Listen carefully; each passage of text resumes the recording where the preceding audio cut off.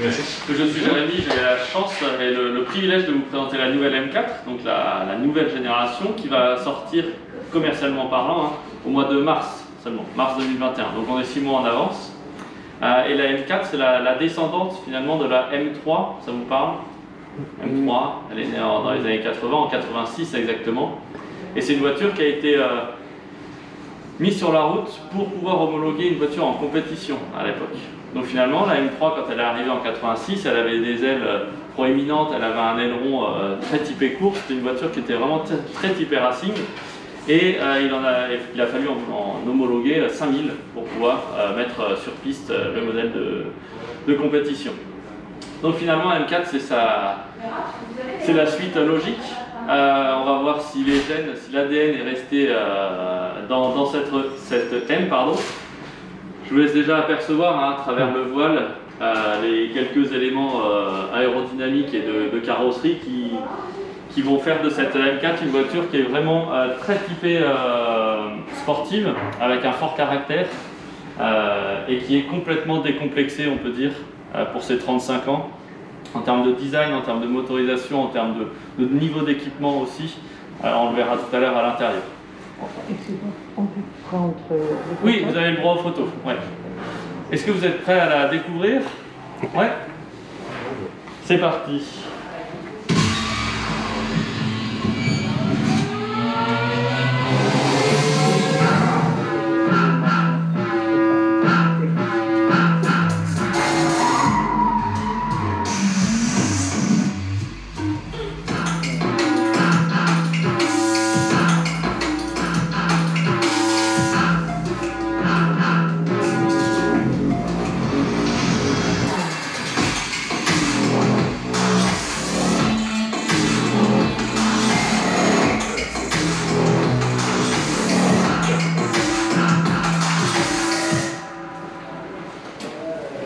Alors vous avez sous les yeux le seul modèle de M4 disponible en France, donc c'est une pré-série, mais tout le design, l'esthétique et les finitions etc. sont définitifs, bien entendu. C'est le modèle que vous avez pu apercevoir voler au-dessus de Monaco, héliporté au-dessus de Monaco, on en verra une vidéo tout à l'heure. Donc le modèle qu'on a sous les yeux c'est la M4 Compétition. C'est le modèle qui a été choisi par la France pour être importé. Donc M4 Compétition, ça signifie que c'est le moteur 6 cylindres essence 3 litres de 510 chevaux et 650 Nm de couple. Boîte automatique et en propulsion pour son lancement au mois de mars. Et l'été prochain, au mois de juillet, on aura une option disponible en 4 roues motrices, si on le souhaite. Le même 4 roues motrices qui équipe la M5 par exemple, avec le choix entre 4 roues motrices complet pour le quotidien, 4 roues motrices plus typé sport pour une conduite dynamique sur circuit, ou alors on déconnecte le 4 roues motrices et on se retrouve avec une voiture 2 roues motrices propulsion comme à l'origine, mais en revanche on n'a plus d'aide à la conduite, donc là il faut vraiment savoir faire pour lui. Donc cette M4, elle inaugure, alors je vous laisse vous rapprocher si vous voulez voir davantage, elle inaugure une nouvelle face avant, complètement inédite, avec cette calandre de très grand diamètre, très gros volume, et surtout avec un habillage différent de celui de la série 4. La série 4 va être ornée d'un élément chromé, d'un jonc chromé sur l'ensemble de la calandre. Là on a quelque chose de plus typé sportif, avec beaucoup d'ajournements ici pour laisser respirer les radiateurs, le moteur à travers les radiateurs. On a jusqu'à 6 radiateurs pour cette voiture, dont 2 qui sont un de chaque côté, qui sont dédiés à un usage piste, puisqu'ils vont se déclencher uniquement quand la voiture atteint un haut niveau de température moteur. Donc on a cette face avant typique. On a aussi nouvellement ce double bossage ici qu'on récupère sur la face avant, qui vient envelopper le logo BMW. Ce double bossage ici nous permet de créer un embossement ici dans la carrosserie, dans le capot. Et cet embossement va nous évoquer finalement la compétition avec les hélicoptères qu'on peut retrouver sur les versions de compétition. Parce que cette M4 elle a été développée en parallèle de la M4 GT3 qui va courir sur piste. Donc sur laquelle il y aura de réels des écopes sur le capot. À cela on va associer le regard de BMW, bien entendu, cette face avant avec ce regard typique, avec la signature lumineuse Iconic Lights. Et cet insert bleuté, est-ce que vous savez ce que signifie l'insert bleuté? Laser light. Exactement. C'est qu'on a des projecteurs au laser sur cette voiture. Ça permet à ma voiture de porter l'éclairage jusqu'à 600 mètres, donc 2 fois plus qu'un éclairage LED classique ou du xénon. Sur la partie basse, on a aussi des éléments aérodynamiques très ajourés. Ici, on a une présentation avec une grille en nid d'abeille. Si jamais on opte pour le pack carbone, la grille en nid d'abeille disparaît. Et ce sont des éléments intérieurs qui vont vraiment être en carbone, ce qui va permettre d'avoir des ouvertures, des prises d'air qui vont être beaucoup plus béantes, beaucoup plus typées piste pour le coup. Je vous propose maintenant de découvrir le latéral, de m'accompagner du coup.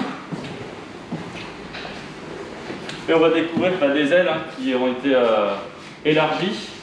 Et on vient marquer ici le muscle de la voiture avec cette ligne de caractère qui vient marquer la partie un peu plus plane et l'arrondi derrière. On vient étoffer, élargir la voiture visuellement parlant.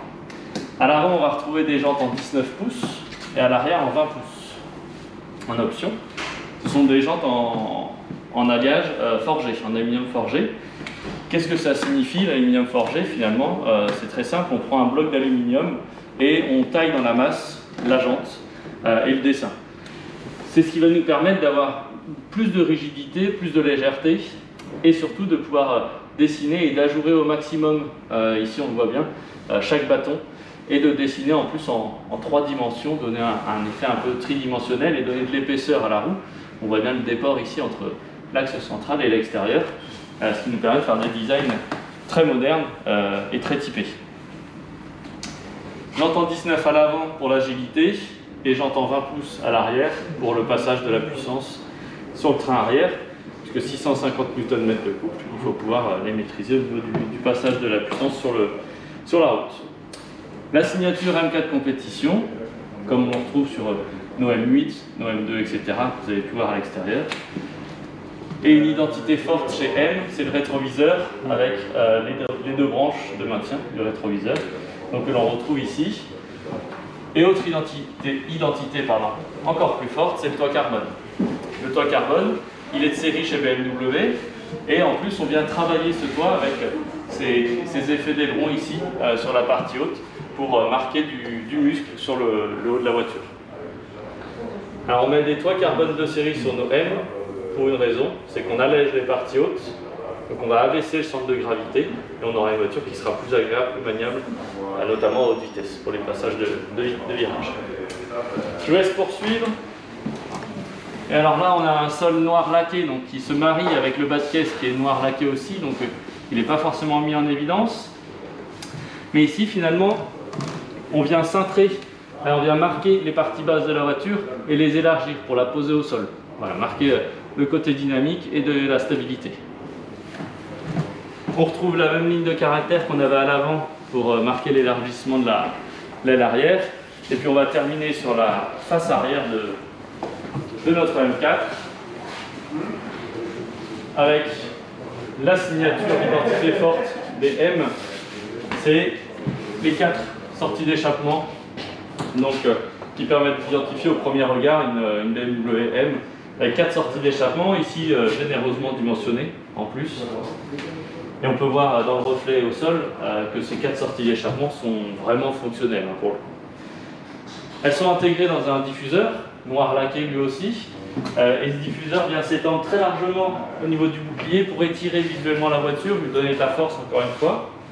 Et on va travailler aussi sur la verticalité des lignes, avec ces lignes ici sur le diffuseur, et cette ligne là qui vient poser, asseoir la voiture au sol. Bien sûr, on crée de l'appui aérodynamique pour écraser la voiture quand elle prend de la vitesse, avec ce spoiler. Les éléments ici aérodynamiques, on peut les passer en carbone, tout comme la face avant, ce que je vous expliquais, et les rétroviseurs, les caches de rétroviseurs dans le pack carbone. On intègre la caméra de la manière la plus discrète qui soit, directement dans le logo BMW pour rendre le plus discret possible les technologies. Et puis maintenant, on va pouvoir découvrir l'intérieur et les nouvelles options disponibles, typées piste, compétition, on va dire, avec l'intégration de carbone en option.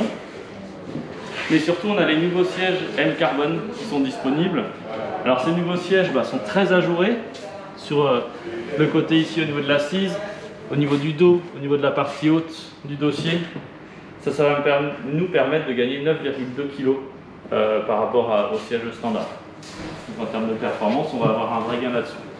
Et ces sièges sont compatibles avec un usage sur circuit, puisqu'on a la capacité de passer des harnais 4 points là-haut et d'enlever le petit appuie-tête, le petit coussin appuie-tête pour pouvoir l'utiliser avec un casque en plus. Et autre point de détail, puisque le détail permet vraiment d'aller chercher très loin dans le soin apporté au détail, dans la finition, ce sont les palettes au volant qui utilisent maintenant la technologie d'impression 3D pour être réalisées. Et on y intègre en plus un insert en carbone. Donc vous verrez à l'usage, c'est extrêmement fin, extrêmement agréable et c'est très précis. Donc voilà. Ensuite, on pourra prendre le temps d'évoquer les technologies qui permettent de rouler sur circuit, comment on intègre des nouvelles aides électroniques pour affiner le comportement de la voiture, si vous le souhaitez. Je vous laisse en profiter. Si vous avez des questions, n'hésitez pas, je suis à disposition. La voiture elle est à vous pour les 15 prochaines minutes. Donc profitez-en, on peut ouvrir le capot, ouvrir le coffre et revenir sur pas mal de points.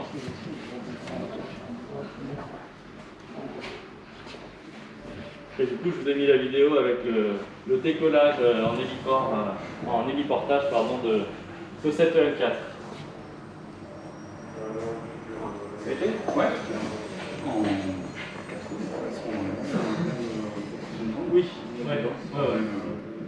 PEB, il n'aura pas de chance.